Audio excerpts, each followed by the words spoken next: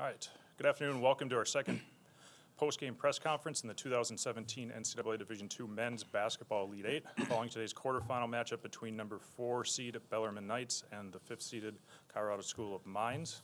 The final score: Bellarmine 92, Colorado Mines 72. Bellarmine advances to the semifinals tomorrow to take on top-seeded Fairmont. Bellarmine improves to 32-3 on the season. In their 18th NCAA appearance, they've improved to 29-19 all-time in the tournament. We have members with us of the Bellarmine Knights. To my immediate right is head coach Scott Davenport, and we're joined by student-athletes Jarrett Coles and Adam Eberhard. We'll begin with an opening statement from Coach Davenport. Incredibly proud of our basketball team because we just beat a great basketball. We beat a team that won 30 games.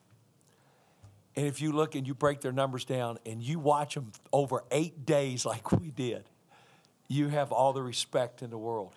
And just as I think our guys are all that's right in college athletics, they are. They're all going to be engineers. I mean, they're the answer to our country. I keep telling our guys they're the answer to a lot of the problems. That's what it's supposed to be about. You've got two basketball programs who are using basketball. They'll never be accused of basketball using them. I'm incredibly proud of our players in terms of playing the game as a team, reflective in our 25 assists on 33 baskets. The one thing this team embraces, though, is we defend as a team, not 5 one-on-one games. And we were playing with a low post and a perimeter game, a very tough matchup. You saw it early in the game. They were just pounding it inside. And then you take a player like Nate Sand. I mean, I hate to pronounce his name. Somebody help me. Natason. We just guessed at 31. But what's difficult is you do a great job on him, and at halftime he has 7 assists and no turnovers. And you understand you're picking your poison there, but team defense is something this team has embraced from day one, not just being a team that passes the ball well or shoots well, et cetera. And that's why, I keep saying they make fun of me in Louisville that I'm the luckiest guy in the world to coach with them, to coach them every day. They're incredible.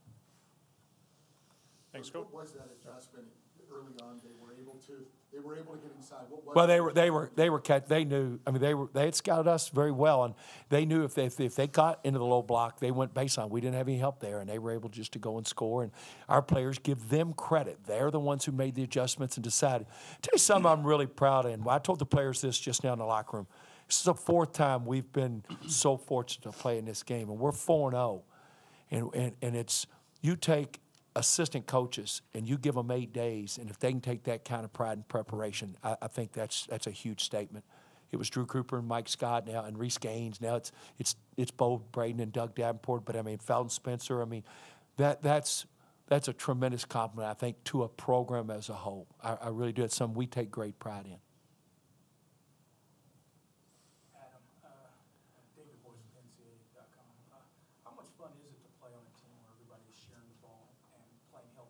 Great question. Yeah, it's great. It's the reason I came here. To put it plain and simple, Rusty's probably our veteran leader, experience. He's been here before, and he has 7 points, 4 rebounds, and he's congratulating everybody. He's celebrating everybody, and that's how he is, and that's how everybody is. The next game it might be the other way around, and that's exactly the way I'm gonna act. We've got great leaders, and everybody on the team is just bought in. That's huge for us. The chemistry is huge. Obviously, passing and shooting, but we do everything together. And team rebounding, team defense is what we're built on, and we're going to continue it. Coach, Chris Bernobio with Sioux Hoops. Your shooting all year has been great, over 53%, and in the first half today you had 65% against a team that really prides itself in its defense.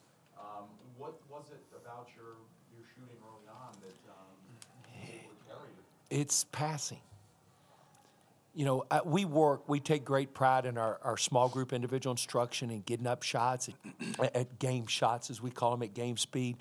But when it comes down to it, it's passing. I think, without getting on a soapbox, it's the biggest lost art in all of basketball. And I don't mean the three-quarter court, no-look, thread it between 2 guys. I mean, I've got a good shot. He's got a great shot, and being able to deliver that pass on time.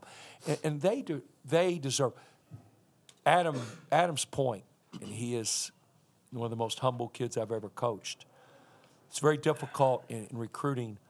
There are a lot of players who want you to become them. There are. That's okay. They're great players. They wouldn't be scholarship athletes.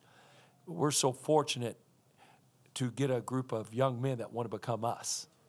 And like I was kidding last week, they take pride in saying they play for Bellarmine, not I play at Bellarmine. And we think in teaching there's a big difference. Yes, sir. Oh, I'm sorry. Jarek, Madison Argus leader. Did you guys feed off the crowd today, or how much did you? I mean, it kind of looked like it was a home game for you guys. Yeah, we just have the most amazing supporters. I have to thank Bellarmine University and our community for coming out for us.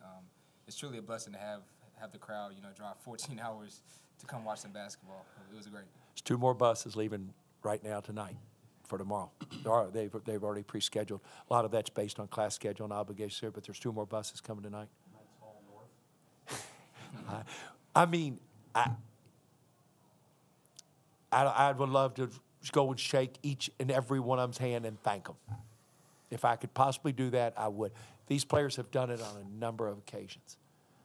And I think your question is great. They do feed off each other. Coach, just before halftime. No, go ahead. Okay. Just before halftime, you called the timeout. A lot of times those plays don't work. He hit a bomb. He hit a bomb. Too good. How proud were you to see him execute that play? We practiced. We've practiced it. And anytime you're a teacher and you give an exam and your students have embraced the material, it makes you feel good as a teacher.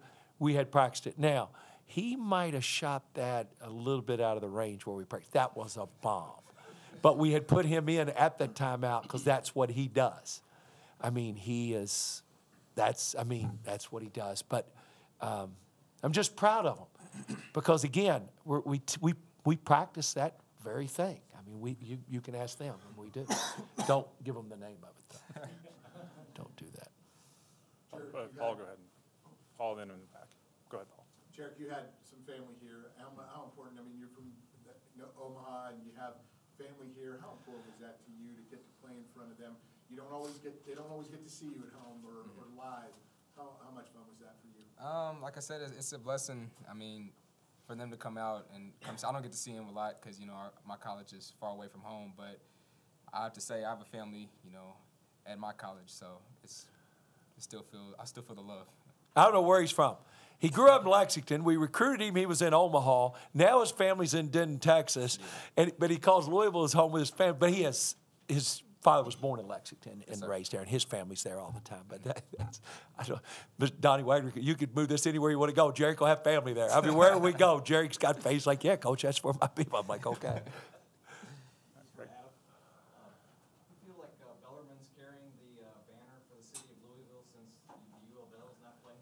Wow. Well, I'm from Indiana, so I'm not a UK fan, but playing with the guys over the summer and having buddies on U of L's team, I'd absolutely cheer for them.